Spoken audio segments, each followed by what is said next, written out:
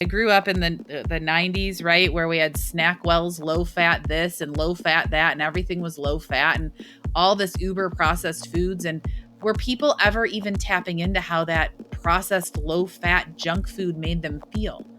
No. When you take a moment after you eat and say, wow, that oatmeal bowl made me feel full.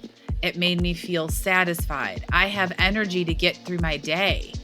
I don't need a mid-morning snack. I'm not hangry at lunchtime. It really starts to show you the power of eating these foods that nourish your body. And I think the biggest thing, if I could leave you with one thing, I want you to do an audit of... Hello and welcome to the Plant Paradigm Podcast, where we have inspiring conversations with incredible humans from all around the world and look for ways to create a clean, green and sustainable planet for us and all other beings. I'm your host, Tom Simak, a fellow athlete and plant eater, here to optimize every single ecosystem. Just before we dive into the episode, I wanted to give a quick reminder that all of these are actually up on YouTube as well, and that is for those visually inclined to actually watch the interviews take place. I'm really excited to dive into the episode. I mean, the show is called The Plant Paradigm, but it's been a hot minute since we've actually talked about plants. We've had so much talk on climate change, but one of the most sustainable and easy ways to reduce your carbon footprint is to eat less animal products and substitute that with amazing plant products. Our guest today is Kathy Davis, a vegan chef and CEO of Veg Inspired, as well as an author of 3 cookbooks. Recently, Kathy has been focused on a whole foods approach, which we know is the quick path to longevity, health, and energy. I'd highly recommend having your notes app ready in a few parts because Kathy will be dropping a few neat recipes for you to try at home. But with all that being said, I hope you enjoy this conversation between myself and Kathy Davis. Kathy, welcome to the Plant Paradigm Podcast. How are you going? I'm doing great, Tom. Thank you so much for having me. That's amazing. I'm so stoked to have you here, and I'm really excited for all the incredible things we'll be talking about. To set the stage for the episode, I'd love for you to give us a one-on-one on who you are, what you do, and maybe to spice things up a little bit, what your favorite animal is. I love that question.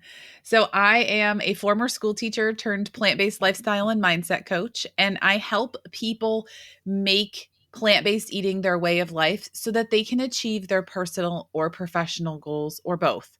And it's really about centering the way they think about food and reframing food and leveraging the power of plant foods in general.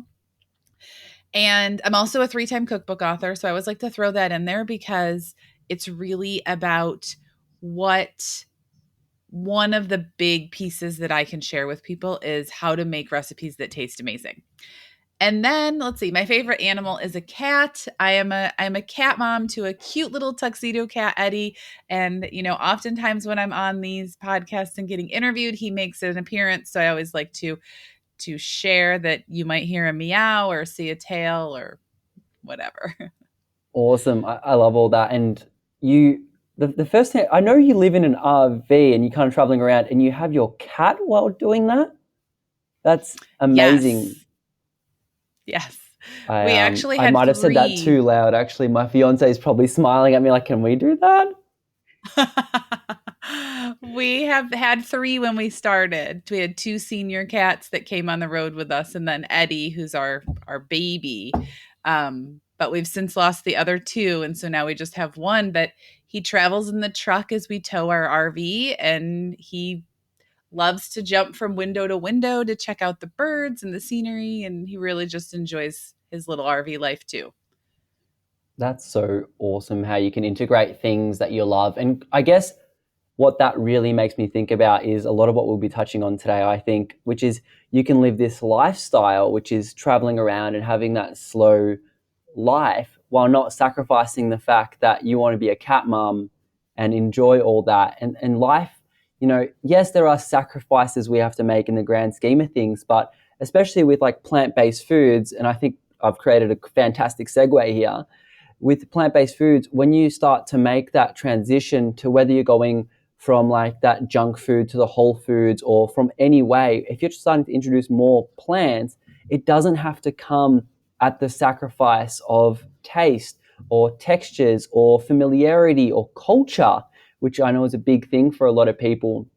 How do you think, in terms of like transitioning and the recipes you make with a lot of foods that you work with in this, I'm sure we'll touch on some meals later on in the chat, but how do you make or talk about that transition to introducing more plant foods without the sacrifice of, I guess, familiarity and the other things I touched on? Absolutely. That's a great question. One of the key pieces about reframing the way we think about food is really looking at the plethora, bountiful amounts of plant foods that we can eat. There's just so much variety and so much available, even in small rural grocery stores that we've encountered on our national park visits. There really is a lot of variety that you can add. You can add different fruits, you can use different vegetables. The other key takeaway that I can leave people with early in the beginning of this podcast is when you're making this transition, really start to use familiar foods. How can you increase the plant foods that you already know you like? Don't think about it as reducing foods that you aren't going to eat. How can you add more of the foods that you already know you love? Potatoes, brown rice, vegetables, fruits. And then as over time you can add in new ones. When we first started, I set a goal to try a new fruit or vegetable every week. And so when we went to the grocery store, I would pick out a new fruit or a new vegetable. Maybe it would be from the frozen section, maybe it would be from the canned section, maybe it would be from the fresh produce section. But it was really about trying something new. And so I learned I liked passion fruits, and I learned I liked eggplants, and I didn't eat beans before being plant-based. So that was a very big adjustment to me, is adding beans to my meals and tofu. That's incredible. I love adding lots of different foods, and it helps almost reinvigorate a sort of passion when it comes to food. And I'm not saying everyone has to become a foodie, but this is something you literally can't live without. So why not do the most possible things to try and actually enjoy the two or three or however many meals you have in the day? And trying new foods is a fantastic part of the process. And I love specifically what you said, going to the uh, grocery store, whatever it is, and trying a new fruit. Like we went to a market yesterday and we pointed out, like, what even is that? Like in just trying these new foods could be like, I guess as corny as it is, the start of like a whole new passion that you have for, I mean, passion fruit. What an incredible fruit, sweet, sour, all the things. Like if someone hasn't tried that, I would almost say they're missing out a little bit, you know? Definitely. Definitely. And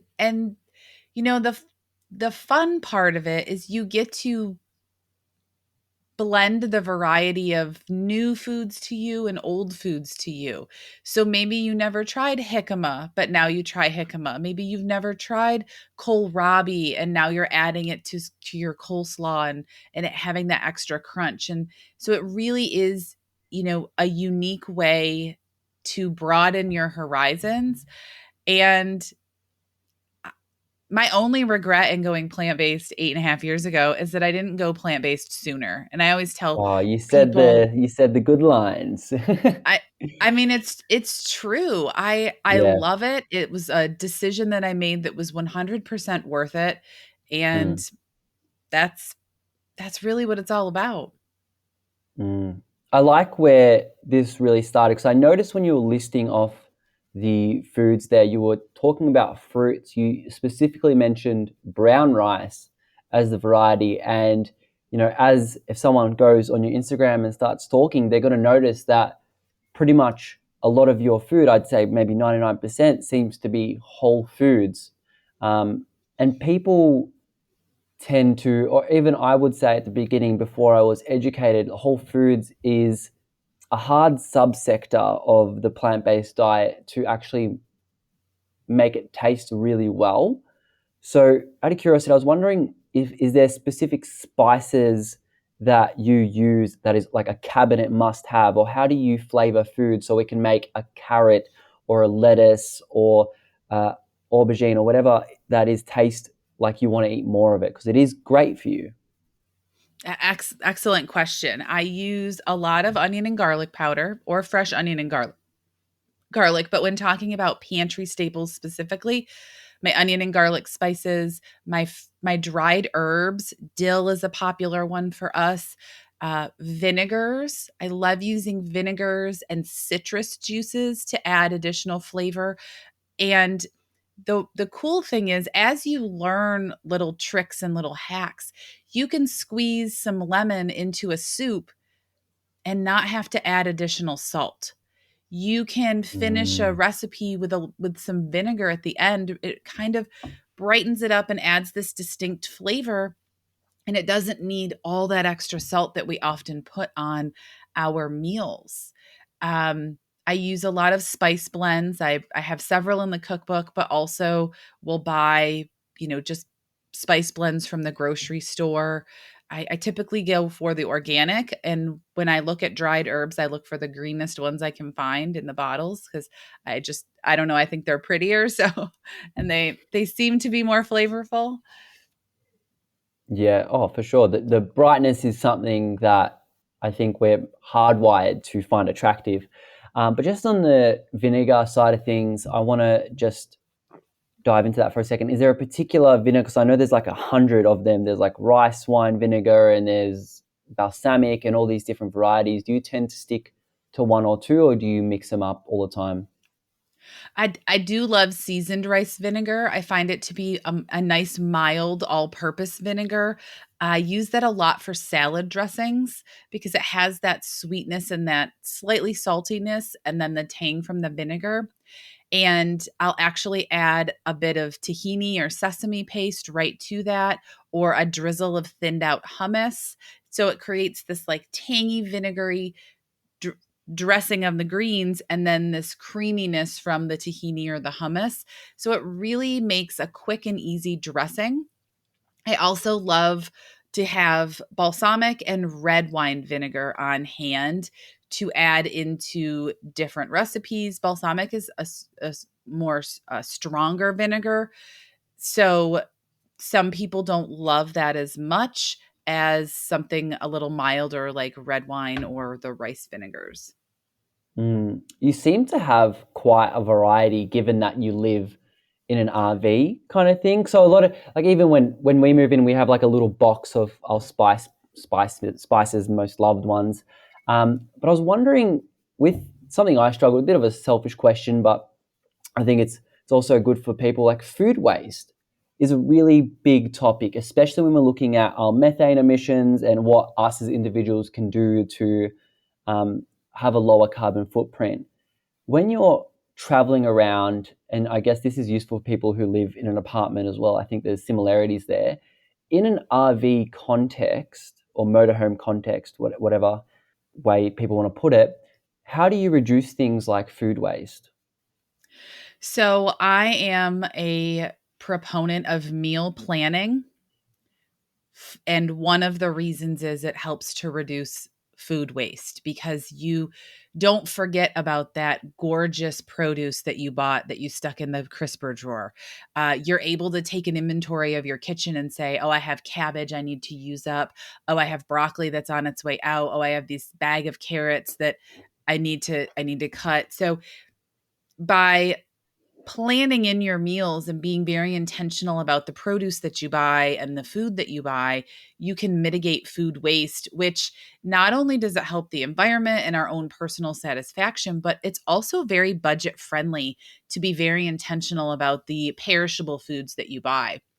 And then as far as with plant-based eating, I have found that there's a lot of batch ingredient prepping. So I will make an entire batch of brown rice for the week. And then I just make sure that that's stored properly in the refrigerator so that I can use it throughout the week. And then I incorporate it into the meals that I'm making. And then that way I don't waste leftovers. I Mm. can use those foods that I might not eat all in one day. I could use them the next day, or I can add them to a bowl, clean out the fridge bowl, and it's all the different veggies that you've cooked all week on top of a plate of brown rice or quinoa, or even on top of a big salad, and then that food can be used instead of wasted. Can I zoom in on that stored properly note that you mentioned earlier? So, can I just clarify? Do you just mean in like a Tupperware with a closed lid, and you're finding that is increasing the lifespan? Yes. So I with my leftovers, I make sure that they're in a Tupperware with a closed lid. With my produce, I actually use reusable mesh bags, and I store them in the crisper drawers based on the refrigerator's recommendations. So a lot of times you can adjust the humidity in your refrigerator based on how the crisper drawers, at least in the refrigerator we have, on which what you're going to put in it. So Mm-hmm. I think it's lower the humidity on fruits and increase the humidity on vegetables. I could be wrong. Double check that with the manufacturer of your refrigerator. But just little storage tips on the foods that you're prepping or that you're buying can extend the life of your produce. Something as simple as washing your herbs and then storing them with the stems down in a cup, just like you would a bouquet of flowers, will help extend those herbs because they're getting the water nutrients from the cup of water.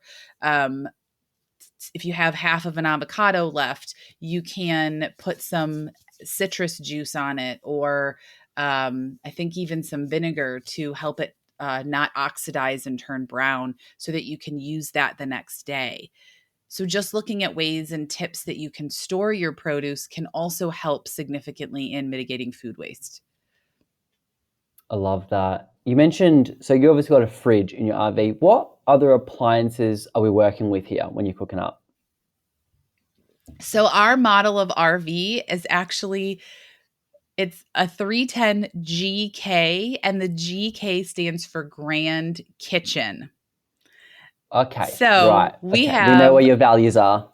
yep. So we have a double door RV refrigerator. It runs on both propane Mm-hmm. and electric. We have a 3 burner gas stove top, and then Mm-hmm. a gas oven. And then we also have a microwave convection oven.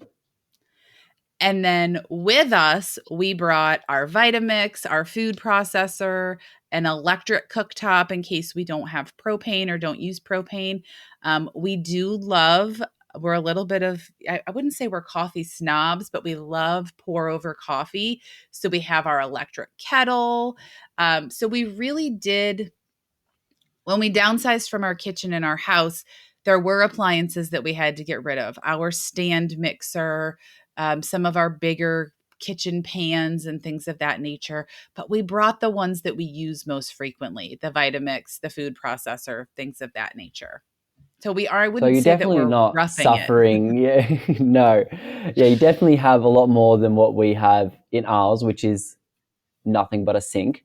Um, but there's not a lot of limitations there, and the reason I kind of asked that question is to just get context around you, because you're cooking healthy foods. You're not, you know, people can create a lifestyle that suits them regardless of the situation they're in. I believe in a lot of cases. So, what do you think limits people like eating really healthy and eating with a whole, or at least with their health in mind? I think there's a couple of limitations that hold people back, but most of it is their thinking. They think plant-based eating is going to be too hard. They think plant-based eating is going to be too expensive. They think plant-based eating is going to be too time consuming. And so here you have these thoughts that just really hold you back. And what I've found, and even with my cookbooks, we bust those myths, right? The 30-minute cookbook busts the time myth. The super easy cookbook busts the difficulty myth. And the budget-friendly cookbook busts the price myth. And then I truly believe that there are people who are crunched for time, and it's more about how do we make this fit into your busy schedule and not be this added chore that you have to do. And that's something that I really work with clients on. How can we make prepping foods that are healthier for you, that are more wholesome, fit into your life? And when I think about traditional camping foods or foods that I smell, right, at a campsite when Mm, I'm parked, have my RV parked here, a lot of those foods are unhealthy, right? Bacon, um, hot dogs on the grill. There's this level of snacking that happens because camping trips are typically seen as vacations. So it's a lot of that food that doesn't serve us. But when I'm eating my vegetables. I'm grilling my vegetables on our grill. I'm making, brown rice. I'm going to finding the local markets, all so that I can fuel my body to do the adventures that come along with camping, that come along with this adventurous outdoor life. And when you think about why you want to eat this way, it really does come back to what's the outcome you're looking for. You mentioned that when you go to my Instagram, you see a lot of whole plant foods. That wasn't always the case.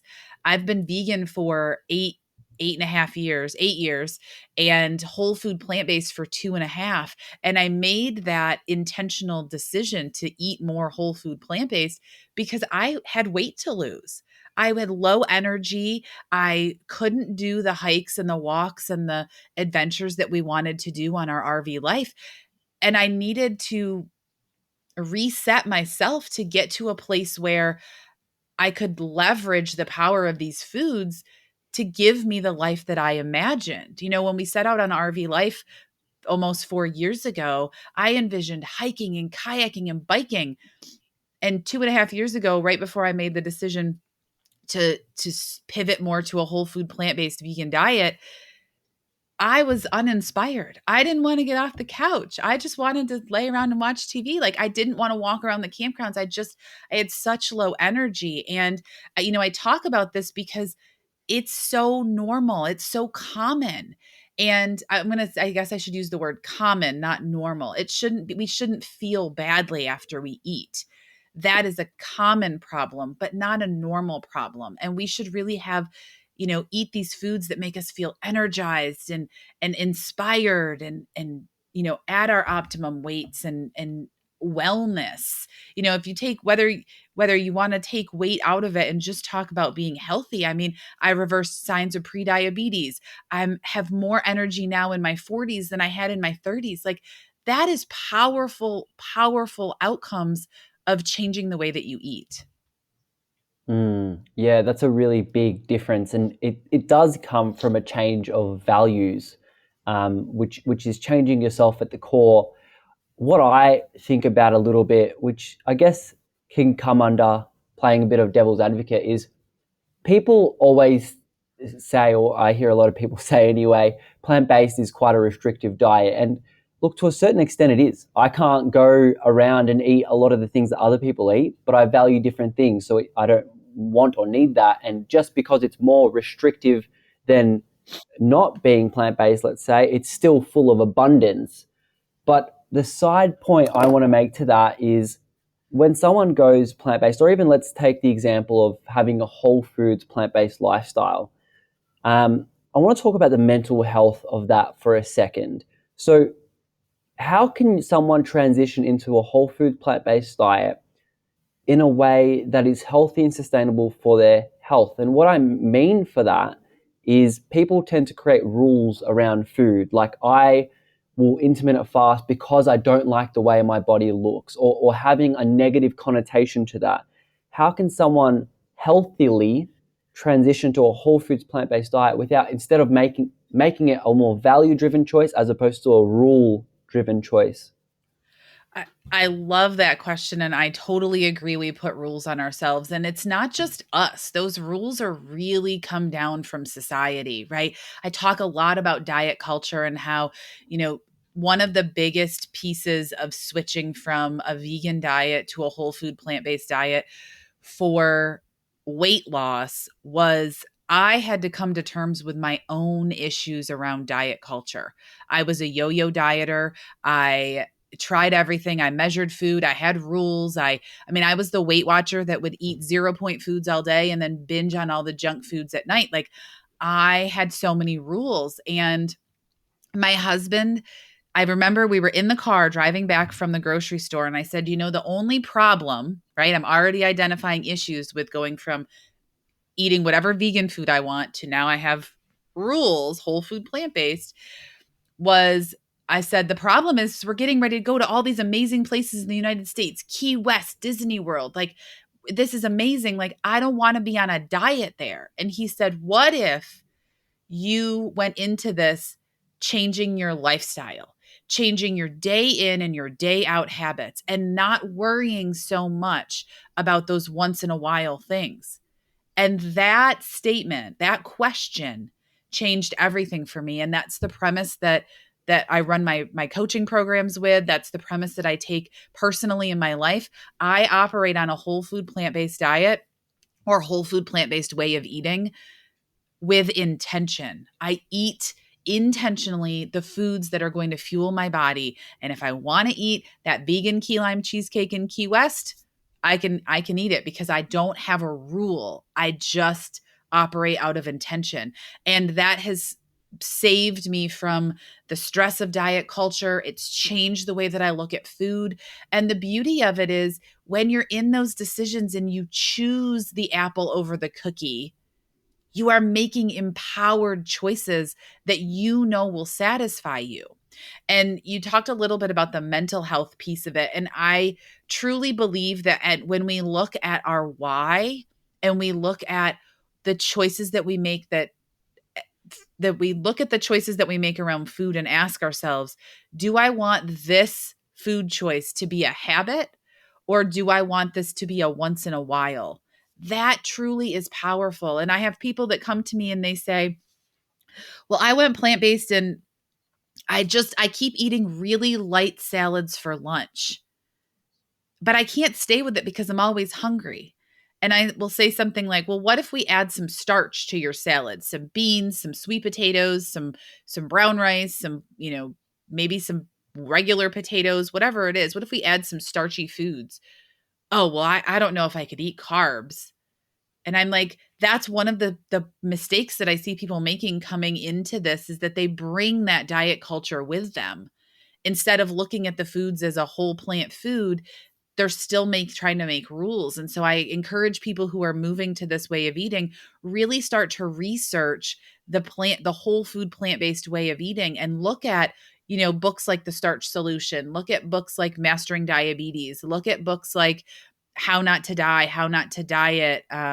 Neil Bernard has one, Your Body in Balance. Like, really start to do your research, because as you shift those beliefs on, those old pieces from diet culture, it can really change the way you look at food in a good way.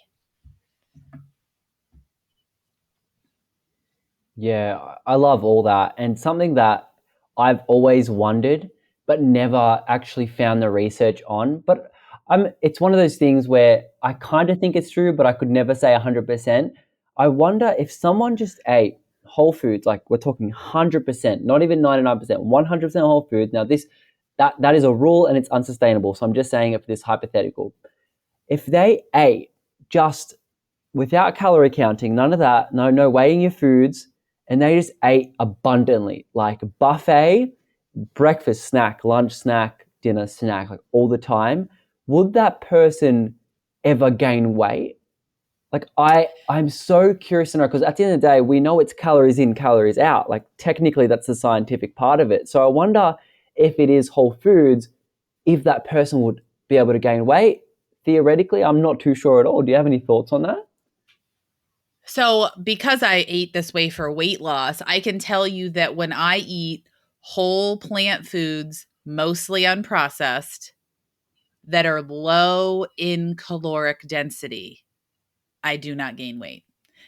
And with that, if my daily habits, breakfast, lunch, dinner, snack, daily habits follow that, even if I eat a veggie burger and fries, my weight doesn't fluctuate. It's when my daily habits start to reflect processed foods, oily foods, high caloric density foods. That's when I can see my weight fluctuate in gaining. And so when Mm, I'm talking about caloric density, it really is about pound for pound how many calories are in a food. Now, the beauty of whole plant food eating is that you don't really have to count calories. You just have to be aware of those more calorically dense foods. And it really comes down to thinking about the quantity of food that you can eat. So, think about a smoothie versus a bowl of fruit. If I were to put in front of you the blender after you've blended all the foods, you're going to drink that blended smoothie much faster than you would eat all of those fruits and ingredients from the smoothie with a spoon unblended. And so it's about how many, it's really starts to be more scientific. So when we're talking about caloric density, if I had a cup of grapes and a cup of raisins, and you were to eat them, you would obviously see that a cup of raisins has more because the cup of grapes still has all the water intact. So that's just one mm, example of where a food can have more caloric density but be a very similar food. And so I tend to snack on foods that have more water content and less caloric density so that I can make habits around those foods that are more whole food, less caloric density. So that's the science behind the question that you asked about if people just ate whole plant foods, could they not gain weight? And I think the other piece of that is portion size, of course. Like, I mean, if you're eating 17 cups of rice and not doing anything, you may not be able to lose weight. mm. Now, I just want to clarify before people take it out of context. You're not saying calorically dense foods are bad. You're saying save that for your main meals. Is that right? What I'm saying about calorically dense foods is be aware of them. If weight loss or weight management is a goal, being aware of what foods are more calorically dense. Again, raisins over grapes because you can eat a larger quantity of those foods, making them have more calories per pound than you would normally eat. It's very easy to eat more raisins than a serving. Mm. And what are some other like really common calorie dense foods that people should be aware of? Nuts are very high in caloric density, so I just measure out the nuts that I eat for the day. Um, I'm trying to think. Chocolate is high in caloric density. Processed foods, so they're again, it's the quantity that you can eat. So when you think about, you can really test it. The beauty about all of this is that you can test how you feel. So if I gave you a cup of white rice and a cup of brown rice, and this is not caloric density. This is more about testing how you feel when you eat plant foods. If I give you a cup of white rice and a cup of brown rice, you will probably not be full on a cup of white rice. But a cup of brown rice has more satiation factors, so you're going to be more full.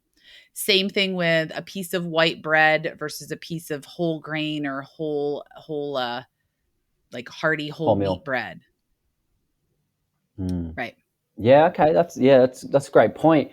Now I want to kind of shift gears a little bit for a second. We mentioned meal planning at the beginning, so it's something that um, my partner and I both do swear by pretty much anytime we're at home or have the opportunity to do so. It's definitely a way that we can be more budget friendly. Make sure we're adding in 30 plants. It's a great way to check to make sure you're eating a variety as well. So, how do you usually construct a meal plan? And I want to make this for someone who has never done it before. They kind of, I don't even know what people do when they don't have a meal plan. It's just so far from where my mind is at. But where do you begin in that process? So if you're listening, grab your pen and paper or mark down the time of this video because I'm going to walk you through the tips that I do for meal planning. So the number one thing that I tell people when they sit down to meal plan is have your schedule available. There's nothing worse than picking a 90-minute recipe in a day that you have 15 minutes before you're coming home from work and then running the kids somewhere. So really kind of plan meals according to your weekly schedule. So that's going to be different for everyone. The next thing I say to for meal planning is, and for some people who don't have a written plan, in their head, they have an idea of what they're doing. So the first thing I tell people is look at your schedule and then look at the week. And I actually teach people to plan right on their day planner or their calendar because they can see where the time crunches are, where the meal planning, prepping ingredients will fit in. And then what I like to have them do is pick the easy ones first. If you know that every single day you eat chia pudding, oatmeal, cereal with plant milk, tofu sandwiches, like if you know that your breakfast is easy and done, put those in because that's 7 wins that you already have. You already know what those are, put them in.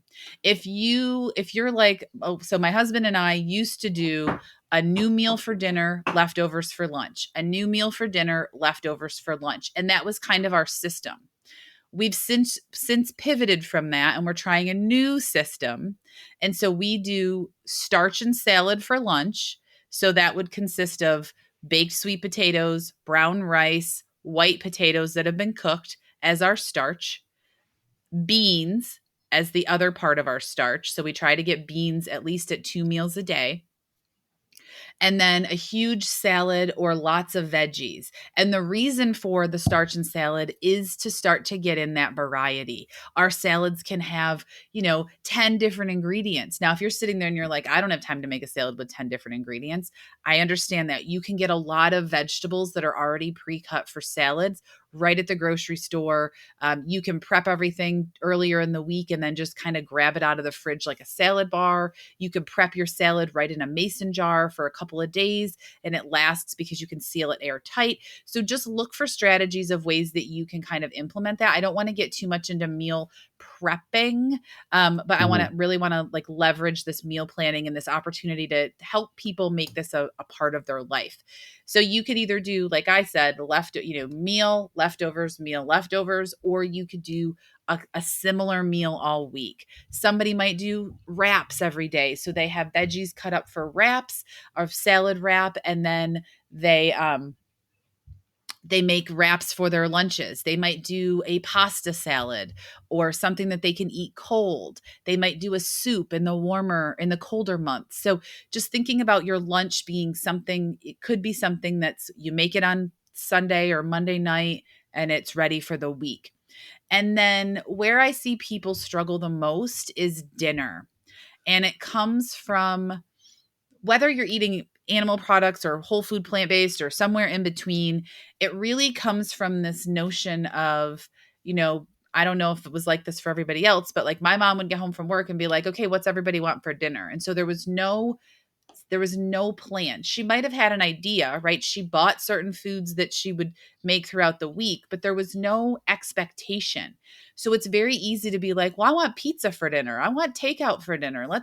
Nobody wants to cook today. Let's just take out. And so for me, meal planning really reins that back in and allows me to get control back. And so I always tell my number one tip is to plan meals that excite you and the family so that you want to cook it, so that you're not, oh, well, I don't feel like cooking, so I'll just get takeout. Because that's especially important if you're really looking to stick to whole plant foods, because there's not a lot of options for whole plant food eating at restaurants or dining out. So my as I move through the dinners, I'll often have themes.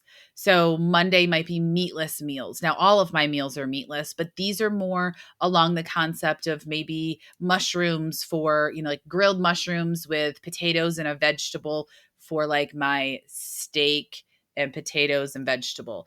Tuesdays are always taco nights, so I could rotate 4 different taco recipes through the month, and my whole month of Tuesdays could be planned.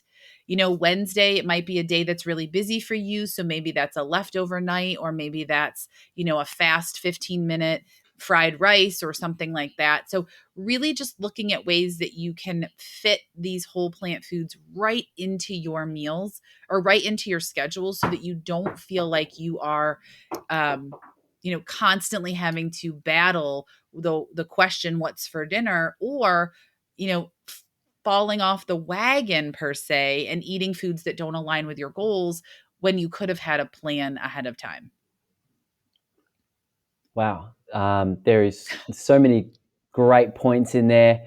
I really like the concept of taking control of your diet and, more importantly, taking control of your health and making sure they're aligned with your values.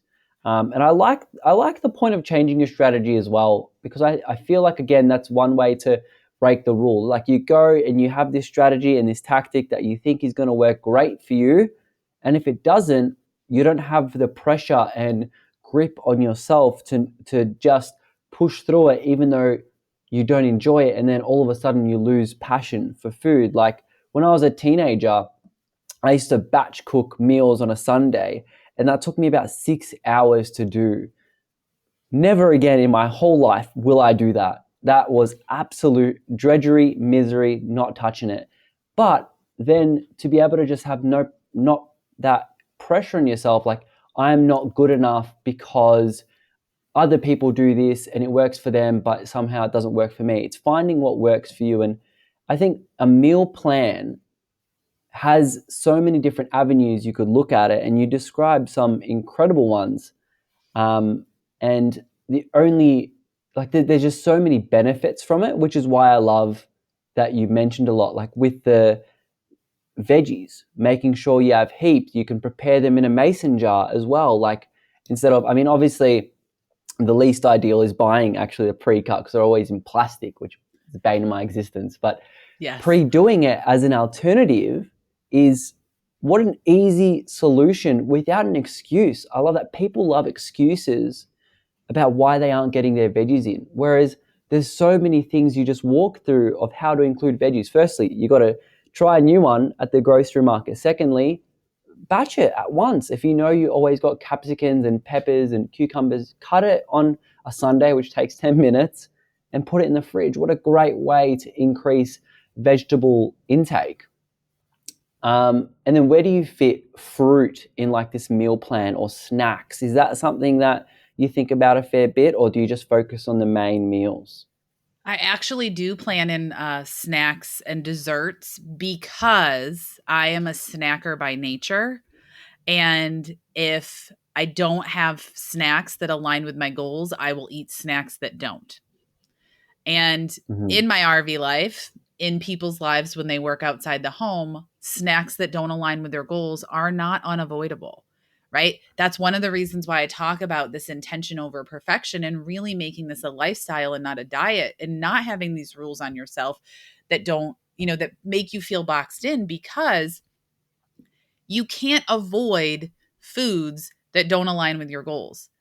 I could walk to the campground office right now and get granola. I could get candy bars, cookies, chips, all of these foods that I don't want to eat. They're accessible in the vending machines at people's work, in the line at Starbucks, at the gas station. Like, you have access to all these foods. So if you prepare and plan what you're going to eat in those moments when you want a snack, when you want a dessert, you can really, really start to empower yourself to make these choices. And so for snacks, and I always like to give these ideas because I think that's a hang up that we have, because a lot of us, like me, see snacks as like those crunchies, those foods that we can buy at the grocery store that are ready to go. And so for me, I like to have pre-made granola bars as an option on my plan. And I always tell people, like, Mm. my granola bars are basically baked oatmeal. Like, it's oats, oat flour, different stir-ins that you'd put into an oatmeal, maple syrup, maybe some nut butter, and then I just chop them Yum. up and put them on yeah, they're perfect. They're so good. I also like to make dips out of beans. So whether that's blended or processed hummus, black bean dips, or whole bean dips, like We have a recipe in one of our cookbooks that's white beans, chopped tomatoes, fresh basil, garlic powder, and balsamic vinegar. And so it makes this bruschetta, basically, but you add white beans to it to add more satiation and more of that. I guess it's protein, starch, if you want to look at those Mm, pieces, but it really just makes a heartier snack. It just gives you some more volume to what you're snacking on instead of reaching for chips. And then I'll pair that with, crunchy celery or a whole grain seed cracker or something of that nature that satisfies both the snacking piece and the satiation. And you asked about fruit. So I always put berries on my oatmeal. So I am very simple.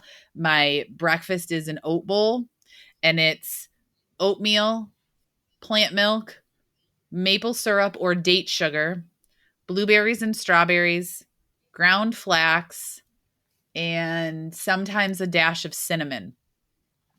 If I use fresh berries, I can just eat it right away. So I just eat the oats cold, soaked in the plant milk.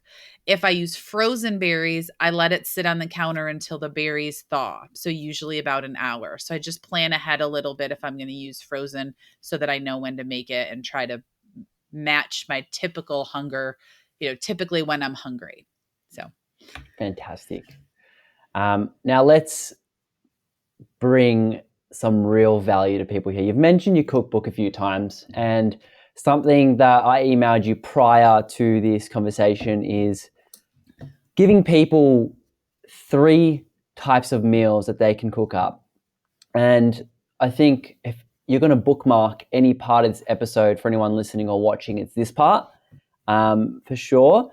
I want you to walk us through 3 recipes in any given order. And the 3 categories I wanted to hit, like I mentioned in the email, is a quick, nutritious meal.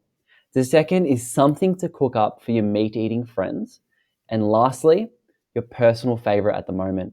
So the stage is all yours to lead us through these 3 recipes that you've created. okay. So, my nourishing recipe is also very simple. Very simple. Like this is something you could do in a hotel. Like you can make this kind of a recipe anywhere. So, first, it's cooked brown rice. Now, when I say in a hotel in the United States, we have rices that can be thrown in the microwave for a convenience. If you are traveling and you just bring it from home because you cooked it and you have it in your Tupperware, that works too. So, cooked brown rice, can of black beans. Don't use the whole can, but you can get a can of black beans or black beans that you've prepared yourself and you put them on there. I just rinse them and put them right on the warm brown rice. I don't even warm them up. Remember, nutritious and simple. A handful of greens. Now, I like to do shredded spinach or shredded romaine for this because it adds like a nicer crunch. Um, then next, if you're keeping it super simple, you can do store-bought pico de gallo, which is your tomatoes, onions, cilantro, lime juice, or you can make that tomatoes, onions, cilantro, lime juice and store-bought guacamole or sliced avocado. So you can be very environmentally conscious with this type of a meal and have everything ready to go. Or if you're in a pinch and need it to be fast, time is of the essence and you don't have time to prepare, you can buy some store-bought foods. Now, if time is valuable and you've got plenty, you can add uh, cooked peppers and onions, like fajita vegetables, maybe some mushrooms. You can add corn to that meal. So you can add more variety or you can keep it very simple, but it's basically brown rice, black beans, or pinto beans. Like we're following the Chipotle bowl concept. A tomato, cilantro, onion mix, like a pico de gallo, and then guacamole or fresh avocado. Simple, easy, and don't forget your greens. Simple, easy, nourishing. It hits all the marks. It's satisfying. Sometimes I will even sprinkle on some chili lime spice. That's something you could easily bring with you if you're traveling, or if you're in your kitchen, you might have that, or something you might buy for yourself. Amazing. So, what I really like about that first quick one is you've stuck perfectly to this little philosophy that I learned from Robert Sheik, who we had on the show, which is a bean, a green, a grain. And this simple concept of maximizing fiber and your other macros while including your micros. So what an incredible little, any bowl I think is really easy, and a hotel room is like the epitome of I've got no facilities available. So that's fantastic. Now, the hard one, I think, for a lot of people. My meat eating friend is coming over tomorrow. He thinks vegans eat lawn grass. What am I cooking them up?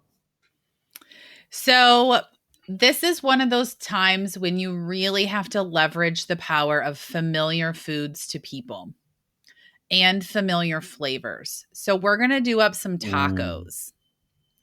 And this recipe is available on veginspired.com. So I can send you the link if you want to put it in there. let's do it. But Yep. we're going to start with 2 cans of chickpeas. Oh, I should back up.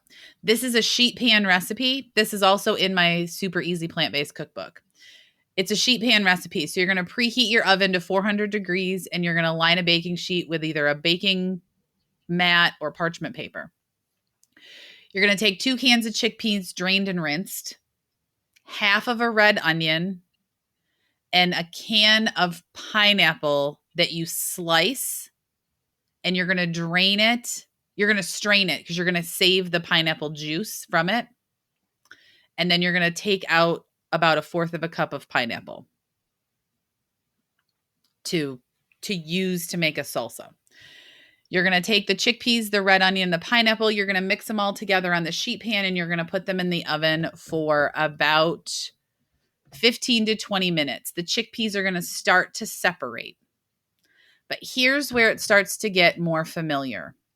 Once those start to separate, you are going to drizzle on liquid aminos or soy sauce, kind of mix it all on there, and then you're going to sprinkle on a 1/2 teaspoon of ground cumin, 1/4 teaspoon of garlic powder, 1/4 teaspoon of dried oregano, 1/4 teaspoon of freshly ground black pepper, 1/8 teaspoon of cinnamon, and a pinch of cloves.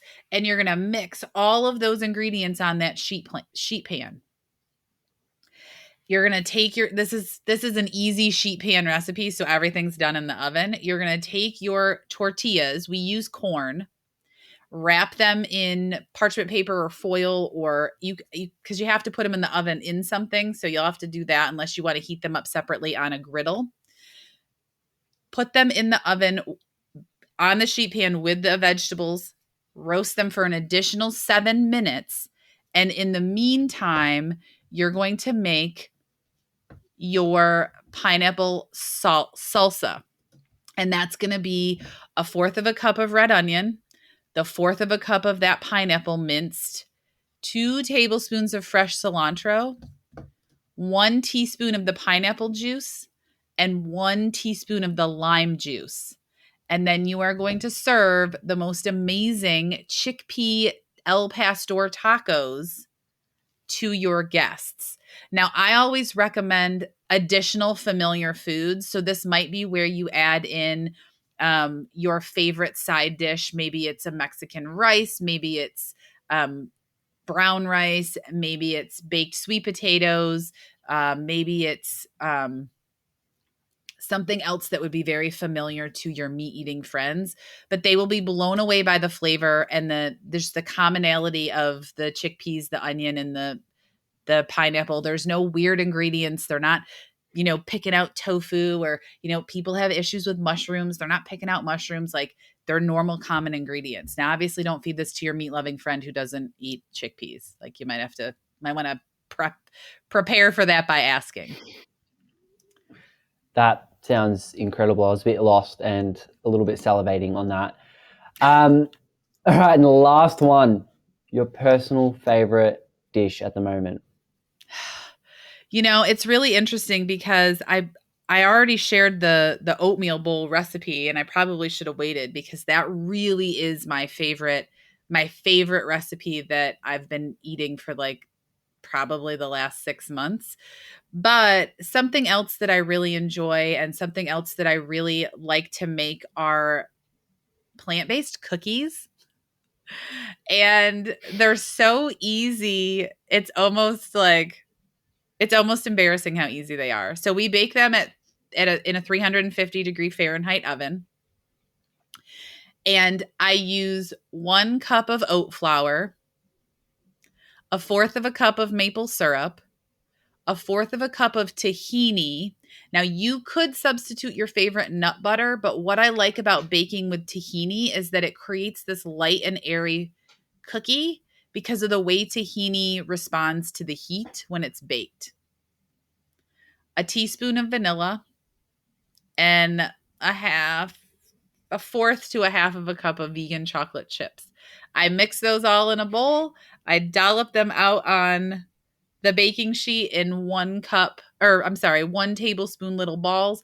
Press them down a little bit if you like more of a flatter cookie, and then bake them. And they're just so satisfying. They make about 12 to 14 cookies. So you're not like left with like 6 dozen cookies. And like I said before, my snacks are very much like the healthy whole foods that I eat for breakfast, lunch, and dinner. Like my granola bars are very similar to my oatmeal. My cookies, I use oat flour. Oh, and a pro tip to make oat flour: take your old fashioned rolled oats, dump them in a food processor or blender, blend them up, and now you have oat flour. I always wondered if it was that simple to make oat flour. I always assumed that's what it was. Same with like chickpea flour. I assume it's much the same. But yeah, that is incredible. I've never made chickpea flour, so I always buy chickpea flour. I'm always a little nervous about how simple it really is. But the oat flour is as simple as just blending or processing your old fashioned rolled oats. That's amazing. I'm going to utilize your words of wisdom for one last time as we come to the tail end of this conversation. So I want to leave you with a minute or two to speak your mind a little bit right now. Now, I want this to be Kathy's words of wisdom, but I don't want it to be a recipe because we've got plenty of those. I want you to leave us with something that you've been thinking about for the past, day, week, month, or yeah, something that you're really passionate about that you think the world needs to hear more of. I love this question, and I ask a similar question when I do my Friday features on Instagram. I always say, if I were to invite you to the rooftop of my RV, what would be your rooftop message?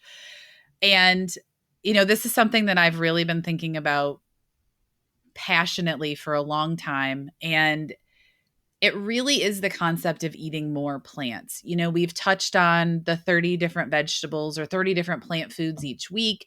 We've touched on using familiar foods.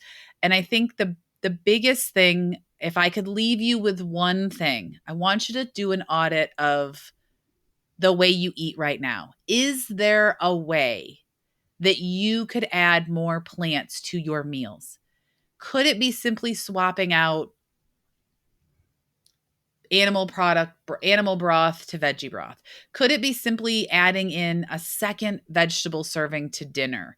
Could it be simply grabbing apples over the bagged snacks that you grab out of the vending machine?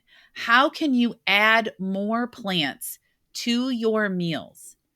And then with that, tapping into how those foods make you feel. One of the big misconceptions and issues, I think, with the diet culture is they never talk about how the foods make us feel. I grew up in the 90s, right? Where we had SnackWell's low fat this and low fat that, and everything was low fat and all this uber processed foods. And were people ever even tapping into how that processed low fat junk food made them feel? No, we weren't looking at how food makes us feel. And I can tell you, because I've eaten on all sides of ways that you can eat. When you take a moment after you eat and say, wow, that oatmeal bowl made me feel full.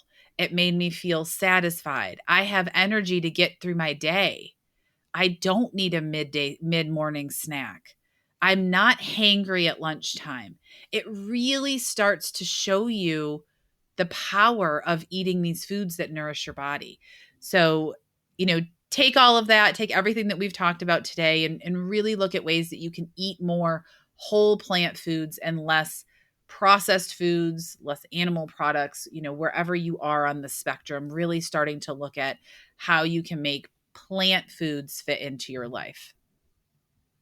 I really appreciate that message. It's definitely something that is sustainable. Talking about the way you feel, you're not going to follow through and be whole foods for the better part of your life if you're making unsustainable choices with the food that you're eating because you're not fully aligned, or you're not educated, or you're not something else. But really tapping into how you feel can help you make the right choices. Like with the meal plan we touched on, if it doesn't feel right or if it's causing you stress, move on to the next strategy. So I think that's a really lovely way to end this conversation. And I really just wanted to finish on a thank you. So a lot of time on the show, we talk about climate change and sustainability, and being plant-based as a whole, or simply reducing or eliminating your animal products, is really one of the biggest things we can do to reduce our carbon footprint, amongst other things such as food waste and the way that we transport ourselves around and things like this. And your role in all this, the way that I see it, is educating people on how they can really take control of that. And control is a big thing because we can't control a lot in life, and that's something we have to come to terms to. But the fact that you can help be that bridge and educational point for other people to make decisions that are not only healthy for themselves, but healthy for the planet. And of course, can't forget the billions and trillions of animals. So I really appreciate the work you're doing in the space and inspiring people and letting people know that, hey, plants taste good. They taste really good all the time. So that's really awesome. I appreciate that. Thank you again for your time today on this podcast. And if anyone wants to reach out to you to learn more, I'll leave all the links to do so in the show notes below, as well as your cookbook. So if someone wants to cook up a plant-based storm, they know where to go. But thank you for your time today, Kathy. Thank you so much, Tom, for having me. I appreciate it. And I appreciate the listeners, and just excited to be on this journey advocating for eating more plants. Hi there. Welcome to the end of the episode. Thank you so much for listening the whole way through, or watching the whole way through for that matter, actually. And thank you again to Kathy for coming on this show and sharing your wisdom. If you enjoyed this conversation, feel free to like, subscribe, comment, and of course, one of the best ways to help out is just by leaving a review. 5 stars only, of course, and you can do so on Apple, Spotify, or wherever you get your podcasts. But with that being said, have an incredible rest of week, and I will see you on next week's episode. Stay happy, eat plants, peace.